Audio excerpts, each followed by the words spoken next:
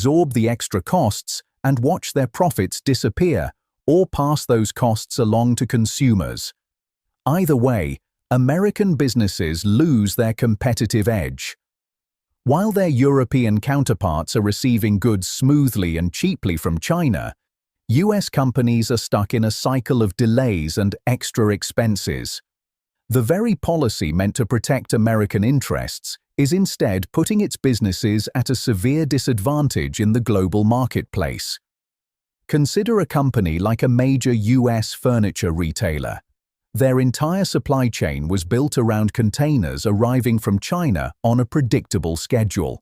Now, with delays stretching to 4 to 6 weeks, they can't stock their shelves, they're losing sales to European competitors, and they're forced to spend millions on air freight to meet customer demand, a cost that is completely unsustainable. While many American companies are struggling, some global corporations are finding a way to profit from this new reality. Take Airbus, for example. The European aerospace giant is doing something very clever. It's expanding production on both sides of the divide. They're growing their factory in Mobile, Alabama, while simultaneously expanding their assembly line in Tianjin, China. This isn't a coincidence. It's a deliberate strategy to stay in favor with both the American and Chinese governments. By building planes in both markets, Airbus avoids tariffs, maintains market access, and keeps both superpowers happy. They're playing both sides perfectly, proving that in today's fractured world, the smartest corporations don't pick sides. They build bridges and profit from the divide. This situation is revealing something even more significant: deep cracks in the Western alliance. While the United States is trying to isolate China, Europe is moving in a different direction. European nations are happily accepting the redirected Chinese goods and investment, creating a major strategic divergence between old allies. Where America sees a rival, Europe sees an opportunity. This isn't just about trade, it's about a fundamental split in strategy. The united front that once defined Western response to China is now showing serious strain. The US is finding itself increasingly alone in its hardline approach, while its traditional allies pursue their own economic interests. This fragmentation weakens the entire Western position and gives China more room to maneuver on the global stage.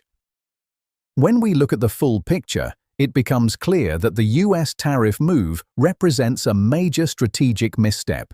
Instead of weakening China, the policy has exposed a critical vulnerability in America's approach. While China executed a long-planned trade diversion strategy, the US response appeared reactive and short-sighted. The fundamental problem wasn't the goal of addressing trade imbalances, but the execution. By creating a policy that disrupted global shipping lanes, America inadvertently hurt its own economy while giving China the perfect excuse to accelerate its Belt and Road initiatives and strengthen BRICS partnerships. What was touted as a strong stance has ultimately left the US looking fragmented and isolated, while China appears strategic and globally connected. In the game of global economic chess, the US made an aggressive opening move, only to find itself outmaneuvered several steps ahead. The core of the misstep was a failure of anticipation. The US assumed China would absorb the pain, but Beijing had spent years building alternatives. They invested heavily in ports like Piraeus in Greece and Hambantota in Sri Lanka, creating a network that could bypass traditional Western hubs entirely. The US targeted a single point in the chain, and China simply activated its network. So, where does this leave us?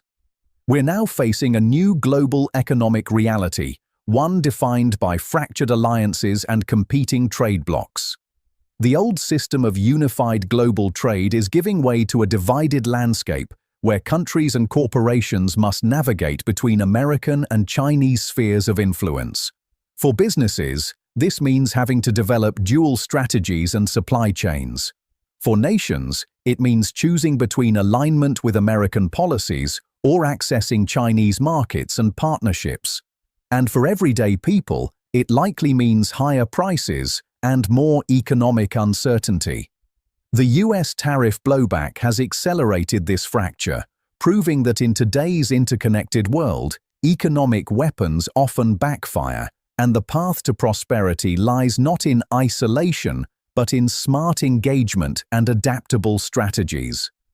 The era of a single dominant global economic system is over. We are now entering a period of multipolar trade, defined by regional blocks and strategic hedging. The question is no longer if the system will fracture, but how quickly and who is best prepared to adapt. For the United States, the path forward requires less reaction and more strategy, a lesson learned at a cost of billions and thousands of jobs.